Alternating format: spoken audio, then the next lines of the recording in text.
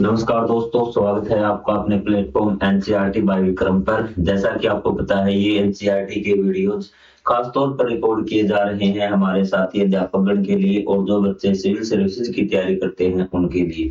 जी हाँ, यदि आप कोई भी सब्जेक्ट लाइन बाय लाइन समझना चाहते हैं तो चैनल के प्लेलिस्ट वाले सेक्शन पे जाइए। वहां आपको हर विषय पढ़ाया गया है और साथ में क्वेश्चन आंसर करवा दिए गए हैं और हर सब्जेक्ट के लिए आपको अलग अलग प्लेलिस्ट मिल जाएगी, चाहे आपका हिंदी माध्यम हो चाहे इंग्लिश मीडियम हो। तो चलिए अब हम हमारा आज का जो टॉपिक है उसको स्टार्ट करते हैं। तो कल हमने ये क्वेश्चन आंसर कर रहे थे हम, जो आपका मैथ है 6th क्लास का, उसमें एक्सरसाइज थी। तो ये कहते थे कि सर सी क्वेश्चन नंबर 3 का सी और डी का पार्ट हमें समझ में नहीं आया। तो इससे पहले वाला पार्ट देखना चाहते हैं तो चैनल के प्लेलिस्ट वाले सेक्शन में जाइए, वहां आपको अपनी कक्षा का कंप्लीट मैथ मिल जाएगा। लाइन बाय लाइन एक भी पॉइंट आपके लिए नहीं छोड़ा गया है। घूर्णन समिति वाला ऐसा चतुर्भुज जिसमें कोई परावर्तीय समिति न हो। तो इसमें आपको क्या करना है कि ऐसा चतुर्भुज बनाना है कि जिसमें परावर्तीय समिति न हो। तो मैंने आपको बताया था कि इसके लिए आपको बनाना है एक रोम्बस।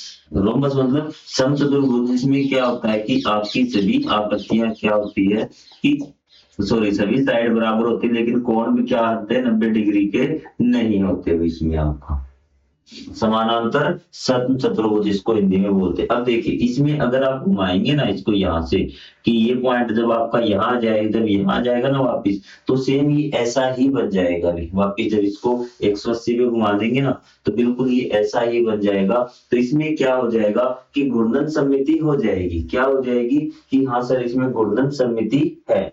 ठीक है, एक तो 180 पे घुमा देंगे और फिर आपको पता है 180 का जो आपका गुणन जो है कितना हो 360, ये दो कोण आपके हो गए। तो मैंने कहा 360 डिग्री से पहले कोई कोण आ गया, मतलब एक से ज्यादा अगर घूर्णन समिति का कोण हो गया उसमें घूर्णन समिति है। आप कहेंगे सर घूर्णन समिति है, लेकिन इसने कहा परावर्तीय समिति न होगी। परावर्तीय समिति आपकी नहीं होनी चाहिए। देखिए अब इसको ऐसे कीजिए, जब इसको आपने ऐसे किया ना तो ये कोण इसका बाहर निकल जाएगा, नहीं होगा। ठीक है, और आपने इसको इस प्रकार से किया तो आपका इसमें समिति की लाइन आपको नहीं मिलेगी। तो आप बना देंगे इसको, हाँ सर हम बना देंगे। अब आगे देखिए, आगे इसने कहा गया है कि एक परावर्तीय समिति वाला चतुर्भुज जिसमें कोई घूर्णन न हो। अब की बार इसने कहा है कि सर घूर्णन नहीं होनी चाहिए, इस बात का आप ध्यान रखना है। इसको मैं रब कर दूं, चलो यहाँ पे बना देता हूँ कि आपको समझ में आ जाए। यहाँ कर दूं तो आप इस प्रकार से बना दीजिए और क्या होनी चाहिए, परावर्तीय भी। तो आपने इस प्रकार का चतुर्भुज बना दिया, ये बना दिया आपका। अब देखिए इसमें यहाँ से परावर्तीय समिति हो गई, चाहे यहाँ से ले लीजिए चाहे आप यहाँ से ले लीजिए। इसको ऐसे मोड़ेंगे ना तो ऊपर कर लेगा, एक दूसरे को ढक लेंगे तो परावर्तीय हो गया। चाहे इसको पूर्णतः आच्छादित बोल लो कि परावर्तीय होगी, ऐसे आपका नहीं होगा, इस प्रकार से नहीं ढक पाएगा। तो हमारी एक ही लाइन बचेगी इसमें कि जो आपकी इसकी क्या है, इस लाइन के तहत क्या हो गया, ये परावर्तीय हो गया, परावर्तीय समिति हो गया। अब घूर्णन है क्या इसमें, तो घूर्णन हमने ये पॉइंट मान लिया। जब इसको 60 डिग्री घुमाएंगे तो ये आपका इस प्रकार से होगा भी, नहीं है ना। और जब इसको और घुमा देंगे तो हम इस प्रकार का आ जाएगा ये भी, ठीक है। और जब हम इसको घुमा देंगे तो ये आपका इसके अपोजिट आपका हो जाएगा। अब भी नहीं हुआ, जब पूरा 360 घुमा देंगे ना तब यही आपका घूर्णन का कोण इसका कितना आएगा, सिर्फ 360। और सिर्फ 360 का केवल जब एक ही कोण होता है तो उसमें घूर्णन समिति नहीं होती। ये चीज आपको समझ में आई या फिर नहीं आई, बिल्कुल आसानी से।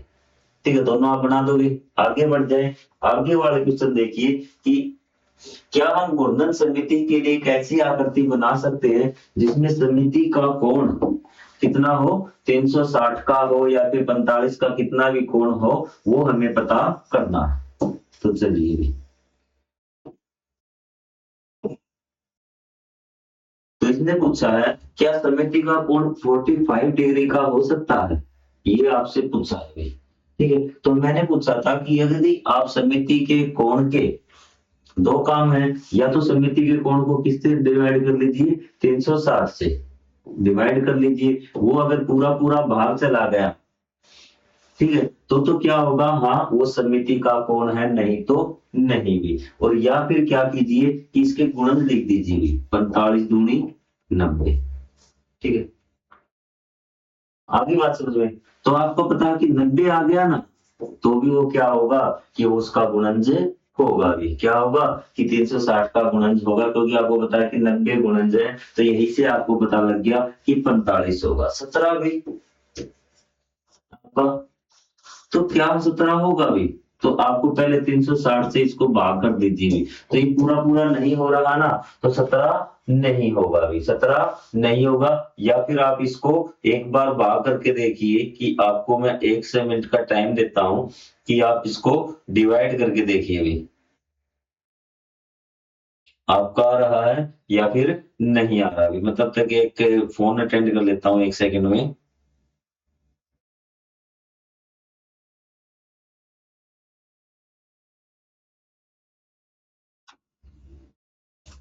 ठीक है, तो ये देखिए आपका 17 होगा क्या, अब यहाँ आप जाइए। पहली बात तो ये इसका पूरा पूरा भाग चला जाएगा, चलो भाग करके दिखा देता हूँ आपको।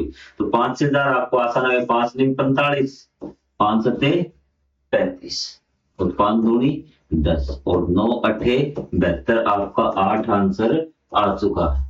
8 पूरा पूरा आ गया ना, तो हम 17 को करके देखते हैं। 360 बटे में 17, 17 दूनी 34, 2 बच गया, मतलब 20 बच गया। अब 20 को 17 से देंगे तो पूरा पूरा नहीं कटा, तो ये 17 नहीं है। 360 का गुणनज आपका होना जरूरी है, तो ये हाँ आपका कट जाएगा, क्योंकि उत्तर क्या लिखेंगे, 360 का गुणनज है, क्या है गुणनज। और ये नहीं, ये 17 क्या है आपका 360 का गुणनज नहीं है। आप या तो इसकी टेबल लिखी 360 ले जाइए इसको, या फिर इसको ऐसे भाग करके देख लीजिए गुणनज है या नहीं। अगर गुणनज है तो क्या हो जाएगा, शेष 0 आ जाएगा, नहीं तो नहीं आएगा आपको। हमारा दिल्ली में नए संसद भवन का चित्र है, क्या इस चित्र की बाहरी परिसीमा में परावर्तनीय समिति है या नहीं भी। अब आपको ये क्वेश्चन आपके लिए होमवर्क है, मैं आपको बता देता हूं कि आपको इस प्रकार से लाइन खींचनी है। ठीक है, क्या ये इसको ढक देगी, आप कहेंगे सर शायद ढक देगी, आप चित्र काट के देखिए, बीच में से इस प्रकार से बना लीजिए, क्या इसमें परावर्तनीय समिति है या नहीं, क्या इसको परावर्तनीय, आप समझ गए ना, अब तो आपको कोई डाउट नहीं होगा।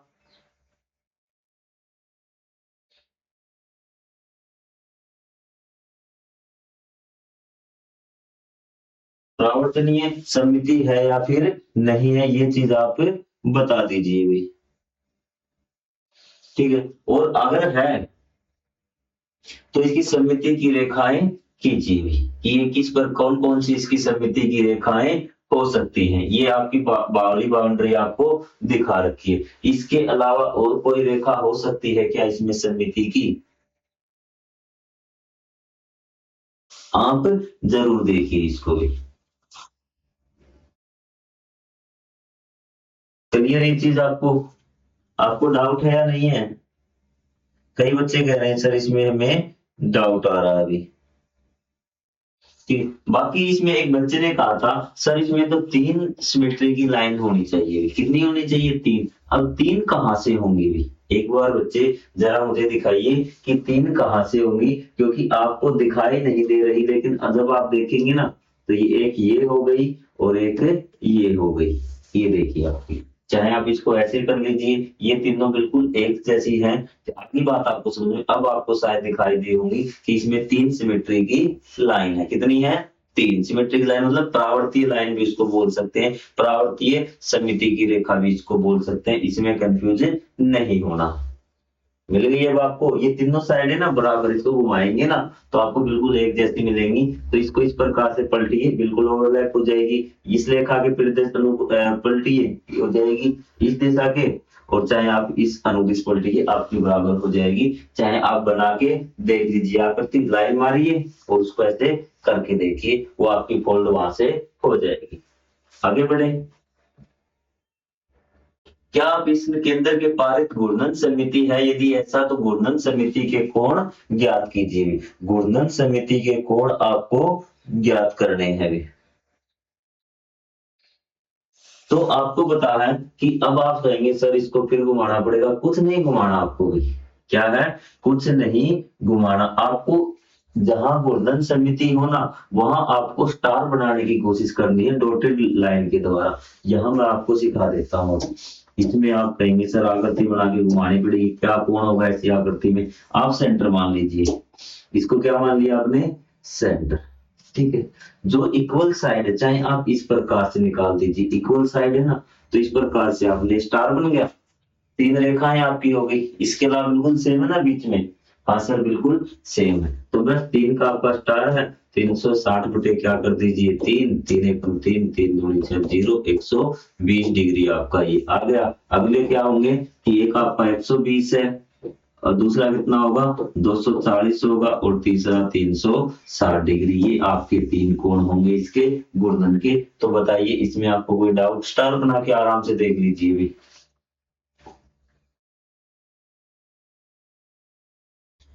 अध्याय 1 सारणी में पहली आकृति के अनुक्रम में आपको नियमित बहुभुजाकार अनुक्रम दे रखा, कितनी रेखाएं, आपको कौन सी संख्या का अनुक्रम मिलता है? तो देखिए आपकी जो आपकी है ना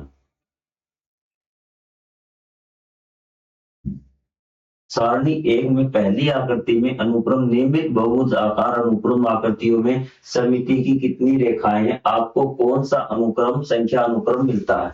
तो ये कहता है कि आपने जब उसमें देखा होगा चैप्टर 1 में, तो आपको मैं एक बार चैप्टर 1 के देख लेता हूं आपका।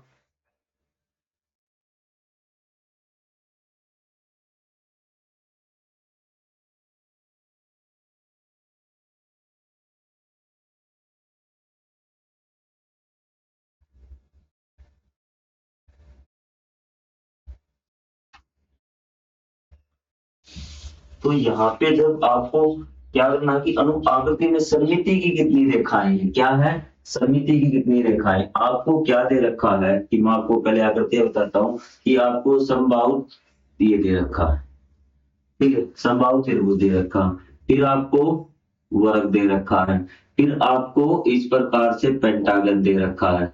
चीजें आपको समझ में आ रही हैं? क्या दे रखा है आपको? पेंटागन, सॉरी पेंटागन इस प्रकार से बनेगा कि जिसकी 5 भुजाएं बराबर हो, क्या हो, 5 भुजाएं आपकी बराबर होनी चाहिए। आपको क्या दे रखा है कि पेंटागन दे रखा है, ठीक है, जिसकी रेगुलर मतलब सभी भुजाएं इनकी बराबर है। फिर आपको हेक्सागन दे रखा है जिसकी क्या है 6 भुजाएं बराबर है, फिर 7 भुजाएं बराबर, फिर 8, फिर 9, फिर 10। तो आपको बताना है कि इसमें कितनी समिति की रेखाएं हैं, कितनी समिति, आपको कौन कौन सा अनुक्रम दिखाई देता है? तो त्रिभुज में 3 होंगी, ठीक है, जो आपकी जितनी साइड समान है, ठीक है, अगर वो रेगुलर बन गया, नियमित मतलब कि उसकी बराबर है भी, ठीक है, नियमित बहुभुज मतलब कि उनकी जो भुजाएं दी गई है वो सभी क्या है बराबर। तो 4 वाले में 4, 5 वाले में 5, 6, 7, 8, 9, 10 समिति की रेखाएं आप निकाल देंगे। आप टेबल देखना, टेबल में इस प्रकार 7 वाला मिलेगा आपको, 8 वाला, 9 वाला, 10 वाला, ये आप टेबल में देख लेते हैं। यदि मैं आपको फोन में दिखाऊं, अगर आपको दिख सकता है तो मैं आपको वो टेबल दिखा देता हूँ एक बार, कोशिश करता हूँ कि आपको वो टेबल दिख जाएगी, क्योंकि यहाँ से पीछे जाना आपको काफी ज्यादा मुश्किल होगा। चैप्टर नंबर 1 खोल के और आपको मैं वो टेबल दिखा देता हूँ यहाँ से।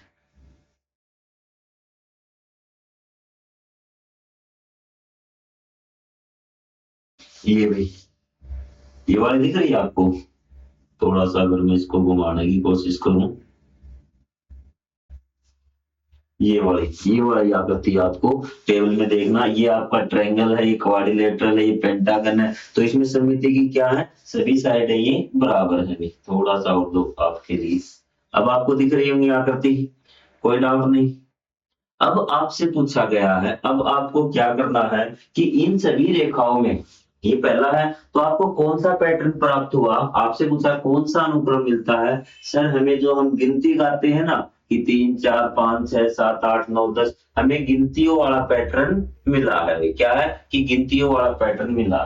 अध्याय 1 की सारणी में पहले आकृति अनुक्रम नियमित बहुभुज के आकार अनुक्रम की आकृतियों में सममिति के कोण और आपको कौन सी संख्या का अनुक्रम प्राप्त होता है। अब आपको क्या है कि अब ये तो क्या था, आपको ध्यान से देखना भी, समिति की रेखाएं पूछी थी, अगले में समिति के कोण कितने हैं ये आपको पता लगाना है। समिति के कोण कितने हैं ये आपको पता लगाना। एक बार मैं आपको दोबारा दिखा देता हूं कि वो चीज आपको किस प्रकार से करेंगे भी।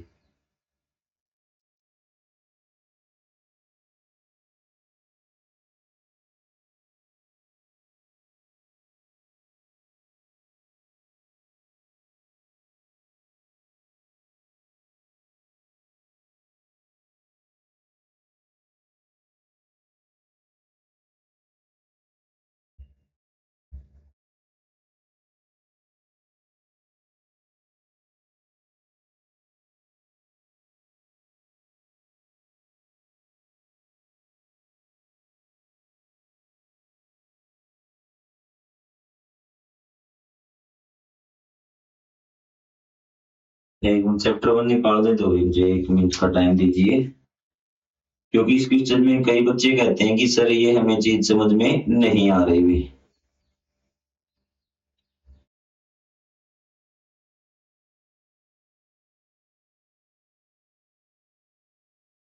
ठीक है, आपसे पूछा गया कोच स्नोफ्लेक में भी ध्यान से आप देखना कि कोच स्नोफ्लेक जो नीचे वाला है ना, जो नीचे वाला है, आप यहां से आपको सॉरी दिखाई नहीं दे रही, जो ये पूरी टेबल बनी हुई है भी, आपकी पूरी टेबल है ना, तो इसमें जो सबसे नीचे वाली आकृति है कि इसमें कि इसको बताया गया है कोच स्नोफ्लेक भी। तो इस आकृति में देखने में आपको ये आकृतियां एक बार यही बोर्ड पे बना देता हूं ताकि आपको मोटा मोटी चीजें समझ में आ जाएगी। ठीक है, तो इसमें पहली आकृति इस प्रकार की है भी, क्या है कि इस प्रकार की है, और जो दूसरी आकृति मैं यहां से आपको स्टार है उसमें इस प्रकार से, ठीक है, इस प्रकार की आकृति, इसमें 6 स्टार हैं। तो इसमें मैं आपको वैसे बता देता हूं कि आपको क्या करना है कि इसमें 3 अगर हैं तो 3 आपकी लाइनें हो जाएंगी, 4 साइडें हैं तो 4 हो जाएंगी, 5 है तो 5, और जितना ये एंगल होगा तो ये क्या होगा कि आपका एंगल ऑफ सिमेट्री और लाइन ऑफ सिमेट्री मैं आपको यहाँ पे लिखवा देता हूँ आकृतियों में। आप जो डायग्राम है आप उनको डायग्रामों को क्या करना वहां से देख लेना भी। आपको बता दिया कि टेबल नंबर चैप्टर नंबर 1 में टेबल नंबर 3 में जाओगे तो सबसे नीचे वाले आपको कोच स्नोमैन लिखा मिलेगा। यहाँ पे देख के मैं आपको सिर्फ ये लिखवा देता हूँ कि आपको उसमें कितनी लाइन ऑफ सिमेट्री है और कितना ये कितने कोण है भी, समिति के कोण मैं आपको लिखवा देता हूं। ठीक है,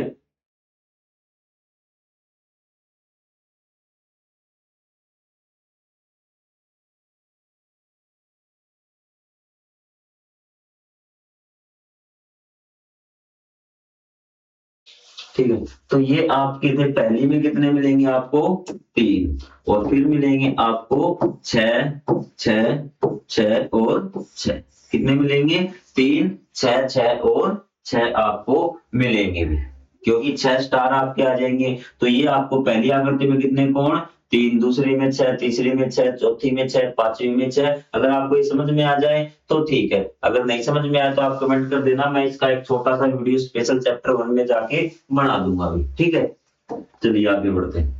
अशोक चक्र में कितनी समिति की रेखाएं हैं और समिति के कोण होते हैं। अशोक चक्र में आपको पता है कि जितनी रेखाएं उतने कोण हुई, 24 आपकी समिति की रेखाएं। समिति की रेखा मतलब कि आपके जैसे है ना, तो ये सारे क्या है व्यास ही तो हैं, जितने व्यास सभी व्यास क्या होते हैं समिति की रेखाएं। तो आपकी कितनी हो गई 24, कितनी हो गई 24, सॉरी समिति की रेखाएं कितनी है कि व्यास जितनी रेखाएं होती है ना उनका आधा होंगे, क्योंकि एक रेखा डबल बनाती है ना, तो समिति की रेखाएं कितनी होंगी 12, कितनी होंगी 12। समिति की रेखाएं आपकी हो गई 12, और समिति के कोण कितने हिस्से हो गए 24, तो समिति के कोण आपके 24 होंगे, कितने होंगे 24, जितने ये तिर्या होंगी ना उतने ही क्या होंगे 24। मतलब कि अगर त्रिज्या त्रिज्या तो क्या होती है इस समिति के कोण होते हैं, और समिति की रेखाएं इसका हाफ होंगी। अगर आपका सर्कल है तो 12 होंगे ना, कि 12 मिलके क्या बनाएंगे एक ये त्रिभुज बनाएंगे भी। तो ये चीज आपकी क्लियर हुई, सॉरी व्यास बनाएंगे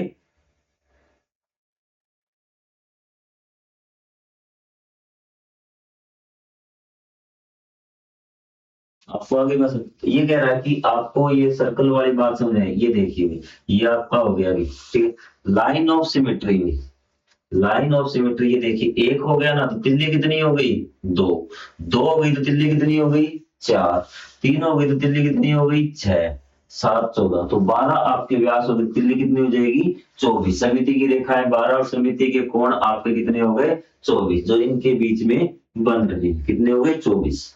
पुस्तक के अंत में दी गई रंगीन टाइल्स का उपयोग करके इस आकृति को पूरा कीजिए जिसे इनकी केवल दो समिति की रेखाएं हो। क्या होना चाहिए कि दो समिति की रेखाएं होनी चाहिए भी, ठीक है। एक ऐसी आपका टाइल्स का प्रयोग किया जाता है जिसमें ठीक एक समिति की रेखाएं हो और दो समिति की रेखाएं हो, एक में एक, इसमें दो, या बना लेंगे। इन टाइल का प्रयोग रचनात्मक डिजाइन बनाइए भी। तो सबसे पहले आपको क्या करना है कि ये आपको पढ़ लेता हूं भाई,